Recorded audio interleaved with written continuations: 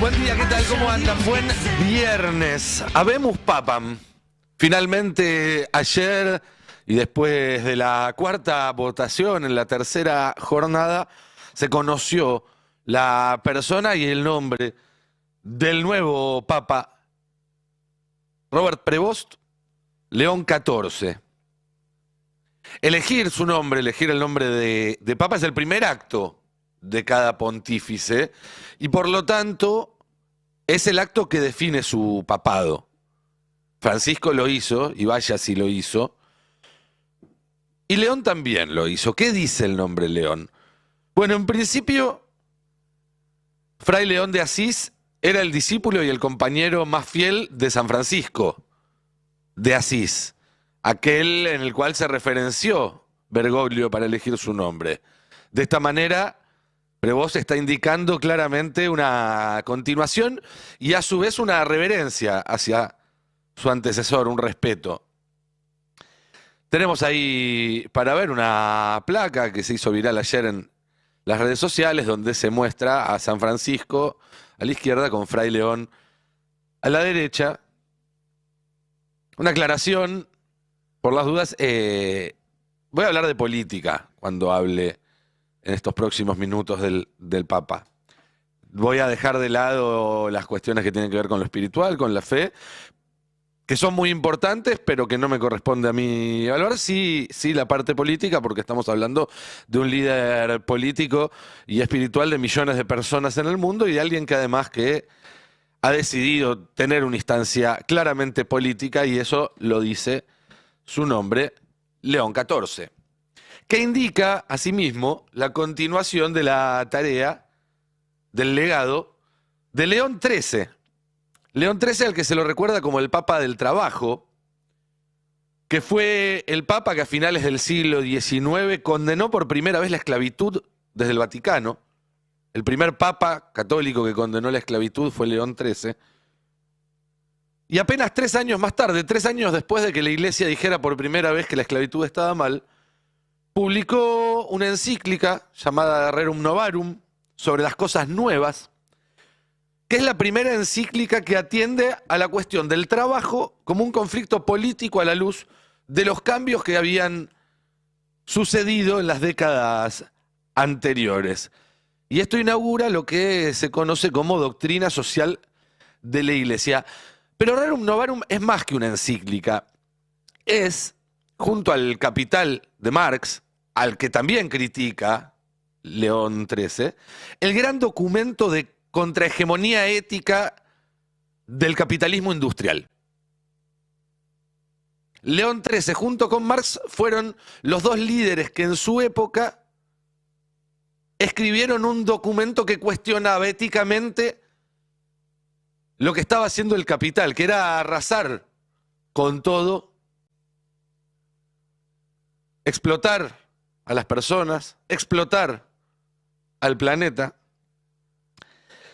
Y en esa encíclica, en De Rerum Novarum, León XIII defiende el derecho a la propiedad privada, por eso la crítica también al socialismo, pero solo como una herramienta de la dignidad de las personas.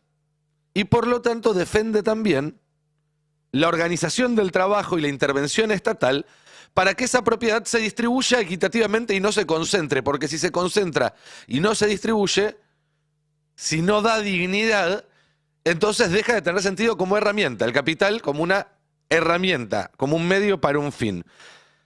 Dice, por ejemplo, la cuestión que tratamos no puede tener una solución eficaz si no es dando por sentado y aceptado que el derecho de propiedad debe considerarse inviolable.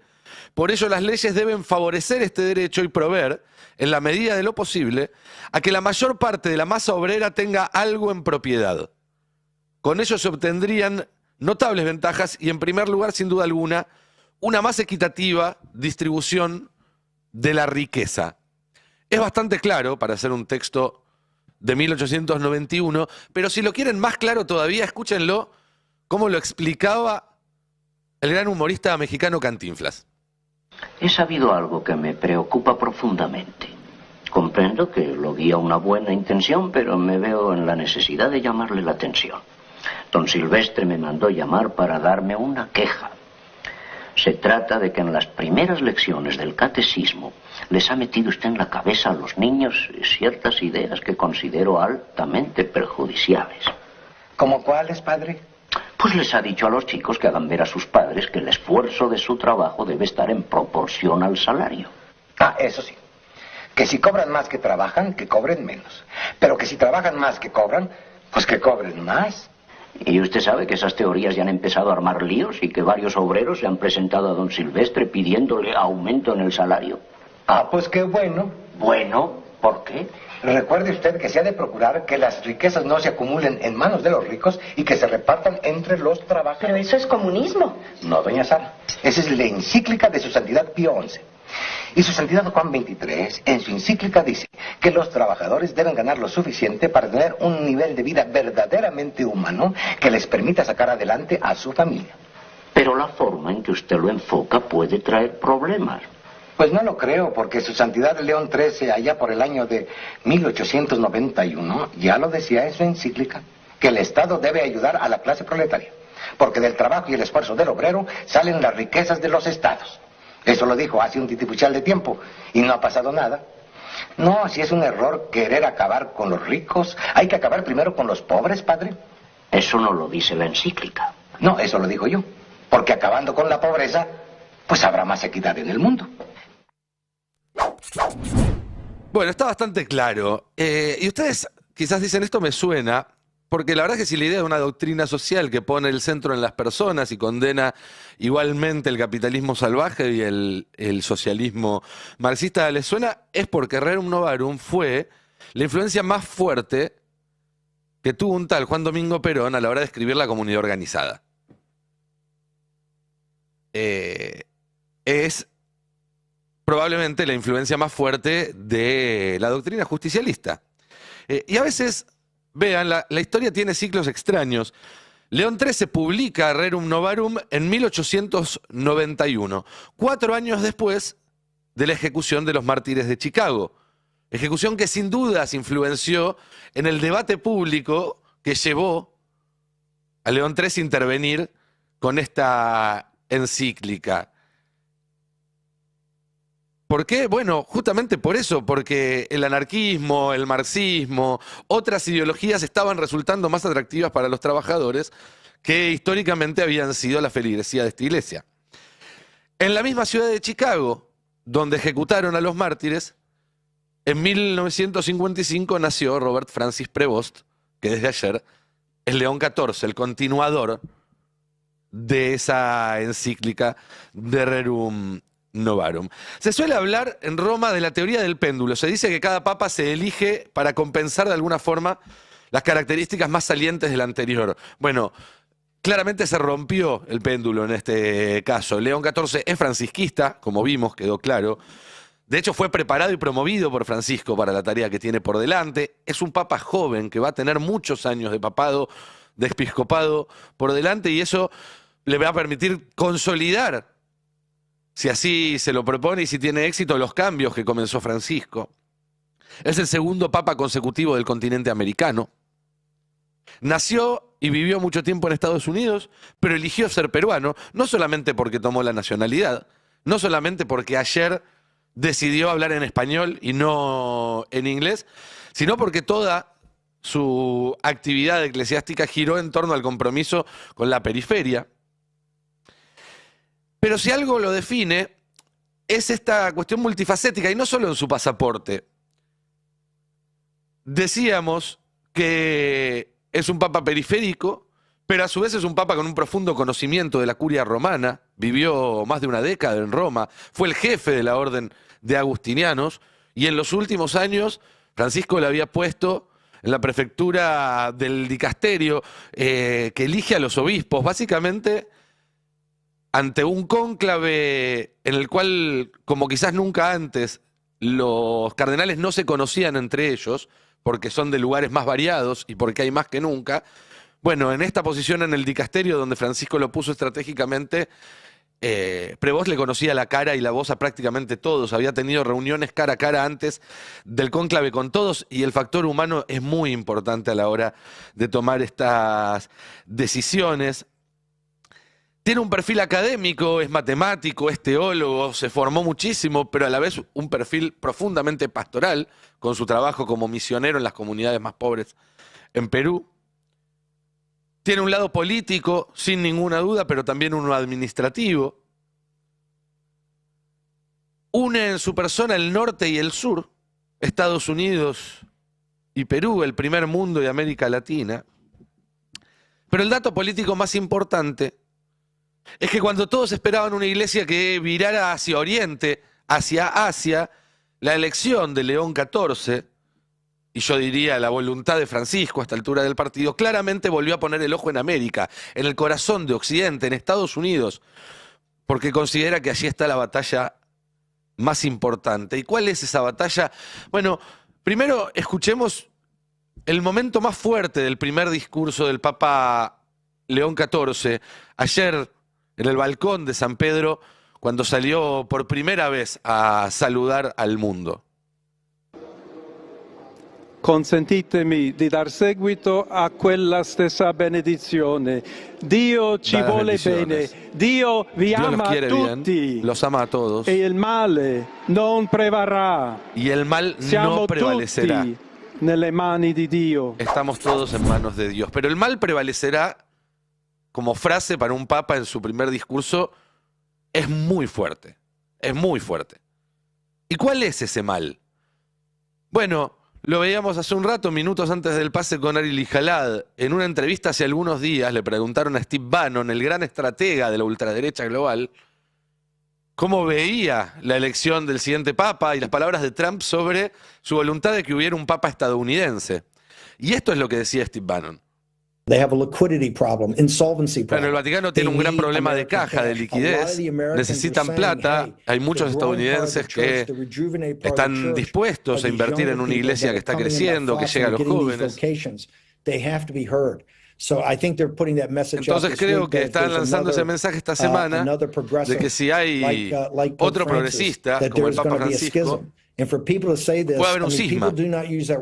Y la gente no debe usar esa palabra esa ligera, y no la estoy usando a la ligera.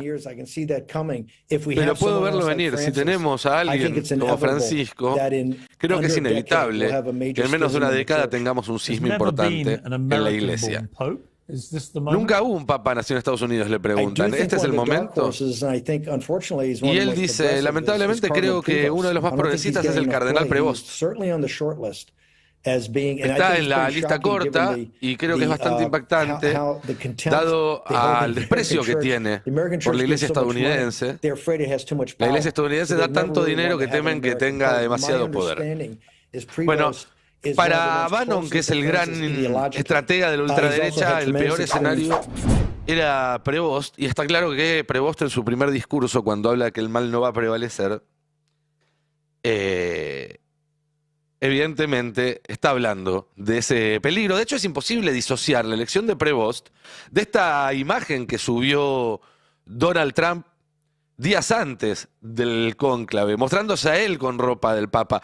Yo, obviamente, no sé qué es lo que motivó a los cardenales a elegir a Prevost, pero me animo a decir que si hubo un cajón de Herminio en esta elección, si hubo un hecho que determinó que se volcaran los votos a favor de Prevost, fue esto, que los cardenales de todo el mundo, cuando vieron esto, dijeron: tenemos que poner un tipo que se oponga a Donald Trump, que se oponga a una ultraderecha que tiene los ojos puestos en la iglesia. Por supuesto que los tiene. J.D. Vance, su vice, es católico y tiene los ojos también puestos en la iglesia. Los tweets de la cuenta de Twitter de Prevost, confirmada, oficial por el Vaticano, son muy claros respecto a su posición respecto a Donald Trump. Veamos un par solamente. Este es él, en febrero de este año, diciendo: J.D. Vance, el vicepresidente, está equivocado. Jesús no nos pide que hagamos un ranking de nuestro amor por los otros, porque para justificar la xenofobia, para justificar las barreras contra la inmigración, Vance decía que Jesús dijo que teníamos que amar primero a nuestra familia, luego a nuestros vecinos y por último a los extraños, como si eso implicara un ranking. Bueno, y salió Prevost a decirle: no, no es un ranking. Lo que te está diciendo es que tenés que amar a los extraños tanto como a tu propia familia. Otro tuit más, un retweet en este caso de Prevost, lo último que había en su cuenta de Twitter antes de que lo eligieran papa. Trump y Bukele usan el Salón Oval para deportar de forma ilegal a residentes en Estados Unidos. Y un un salvadoreño ex indocumentado, que ahora es auxiliar de la iglesia en el DC, se pregunta, ¿no los ven sufrir? ¿Su conciencia no se perturba? ¿Cómo pueden estar tan tranquilos? Está muy claro entonces cuál es el mal que no va a vencer, del que habla el nuevo Papa. Es el mismo mal del que denunciaba Francisco cuando hablaba del Dios dinero, es decir, el imperio del capital por sobre las personas. Una subversión de los valores humanistas más básicos, que es exactamente la subversión que hizo ayer el presidente argentino Javier Milei, cuando puso de cabeza miles de años de pensamiento económico para decirnos que ahora es el trabajador el que explota al patrón. Si no me creen, porque yo tampoco lo creí hasta que no lo vi, vean a Milei. Ejemplo, ustedes le venden trabajo a su empleador a cambio de pesos para con esos pesos comprar otros bienes. Pero lo utilizan, no sé si se acaban de dar cuenta que acabo de usar un formato a la Rothbard que acaba de destruir la teoría de la explotación. Ustedes le compran dinero a su empleador. Se acabó la teoría de la explotación. Digo, solo por plantear la discusión de una manera distinta hace que se termine con la teoría de la explotación. Salvo que los trabajadores estén explotando a los empresarios, ¿no? Porque son los que compran dinero a cambio de trabajo.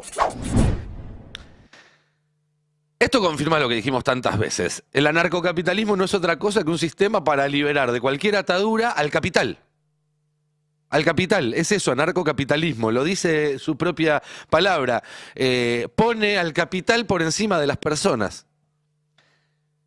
Y una doctrina, la que sea, en este caso una muy desagradable, sin ninguna duda, está ahí para que alguien la interprete y la convierta en política. Eso es lo que tiene efectos en la vida real, no ponerla en una vidriera o en un altarcito. Y Milei es lo que lo está haciendo. Él tiene su doctrina muy clara que dice el capital está por arriba de las personas y la aplica. Y la consecuencia es esta. Veamos el boletín oficial de hoy a la mañana que muestra el laudo del gobierno nacional en el Consejo del Salario Mínimo, donde los trabajadores pedían que se duplique el salario mínimo, donde los empresarios ofrecían apenas un 4% de aumento y como no se pusieron de acuerdo, salomónicamente el gobierno decidió dar menos aumento del que proponían los empresarios. ¿Se entiende, no? Los empresarios proponían 15.000 pesos de aumento, que creo que hoy no alcanza ni para un kilo de milanesas, y el gobierno dijo, no, es mucho, vamos a darles menos. Y eso hace que hoy tengamos el salario mínimo más bajo en décadas, como se puede ver en el siguiente gráfico. No sé si lo tenemos por ahí. Ahí está. El final de la colita de ese gráfico de cifra nos muestra cómo estamos con un salario que está incluso por abajo del que había en la última época de la convertibilidad. Peor al que había antes del estallido de 2001. Ahora, volvamos un segundo a fines del siglo XIX para ir redondeando a los mártires de Chicago y a León XIII con su Rerum Novarum. Y la línea que une esas dos manifestaciones de rechazo al imperio del capital sobre las personas, más allá de que tenían doctrinas distintas por detrás, es que alguien solo puede ser libre si goza de un salario suficiente y de tiempo para dedicarle al ejercicio de la comunidad, al prójimo. En eso están de acuerdo los anarquistas, los reales, no los anarcocapitalistas, los marxistas y la iglesia. El trabajo confiere dignidad cuando de su fruto nace esa libertad sin deberle nada a nadie. No es estar 10 horas en una fábrica lo que te da dignidad. Lo que te da dignidad es que después con lo que ganaste con el fruto de tu trabajo puedas decidir qué hacer. Y en ese momento, hace 140 años, reclamaban por 8 horas de trabajo, 8 horas de descanso y 8 de vida libre. Hace 140 años. Y como lo recordábamos hace una semana, que se cumplía un nuevo aniversario de la masacre de los mártires de Chicago, hoy en 2025 en la Argentina de Milei, donde más de un tercio de las personas necesita más de un ingreso para sobrevivir, es una utopía para casi todos los argentinos. Trabajar solo 8 horas y tener 8 horas libres para hacer lo que se te cante, o para generar comunidad, para generar un vínculo significativo con el prójimo. Dije casi todos los argentinos, porque hay por lo menos un argentino que tiene esas 8 horas de ocio y un poco más también.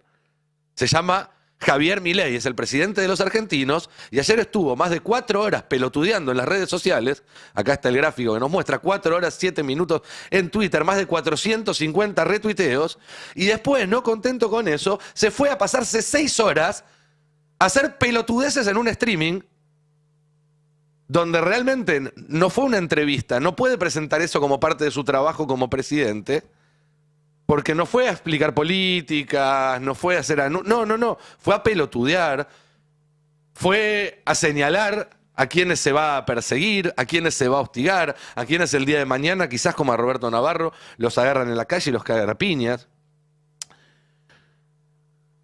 Y déjenme volver sobre algo importante para terminar, para no quedarnos solo con el diagnóstico y deprimirnos y decir esto es una cagada, para empezar a buscar una salida, para encontrar también en esta noticia que llega desde el Vaticano alguna pista que nos muestre una salida. Las doctrinas están ahí para guiarnos políticamente, ¿sí? Para que actuemos en función de ellas y en la dirección que nos señalan. Yo siempre digo, porque lo aprendí de alguien que sabe más que yo, de Felipe Solá, que la diferencia entre un dogma y una doctrina es que el dogma es como un mapa y la doctrina es como una brújula. Los mapas te dicen exactamente de dónde tenés que partir y hasta dónde tenés que llegar.